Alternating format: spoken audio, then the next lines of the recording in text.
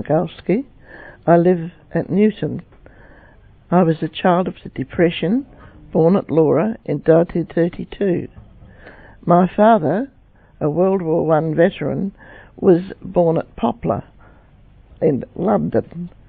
My mother, his second wife, was born at Beetaloo Valley, South Australia. We were a large family. Constant work and money was scarce. I have only admiration for how they managed on so little. My father's small returned serviceman's pension. They owned a house which had previously been a shop. The kitchen was large, once the storeroom. A table made from pine had pride of place.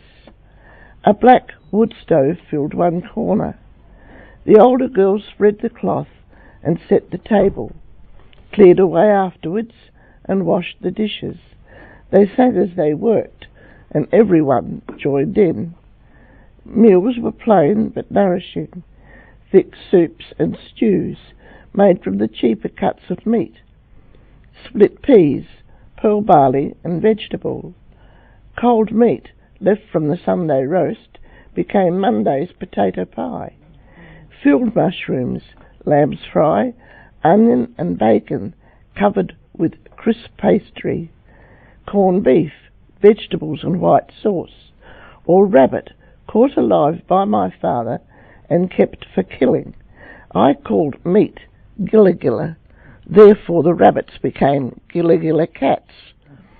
Boiled or steamed puddings, jellied fruit and custard or junket, bread and butter puddings, sago, rice and macaroni, or dumplings cooked with golden syrup and served with cream. Dumplings were also added to a meat and vegetable stew. The renowned Green and Gold cookbook, always on hand, is still available today.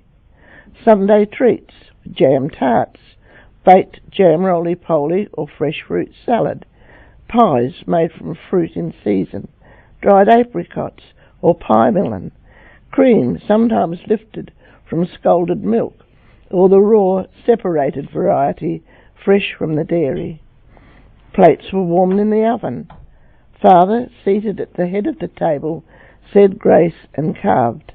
Mother sat to his right and served the vegetables and dessert, and along one side of the table was a long stool or bench which held three of us, and woe betide the one on the end if the first two got up and went. The grace for what we were about to receive, may the Lord make us truly thankful. Bless it to our use, and ourselves to your service. During summer's heat, a small table was placed under the mulberry trees, and a light meal, either cold meat or tinned fish and salad, served out of doors. Conversation was encouraged. Everyone was listened to. Gossip and scandal were not encouraged. Religion and politics were the main topics of conversation, and as the events in Europe developed into war, this tradition gave way to wireless news and commentaries, and I remember particularly a Professor H.D. or H.G. Black.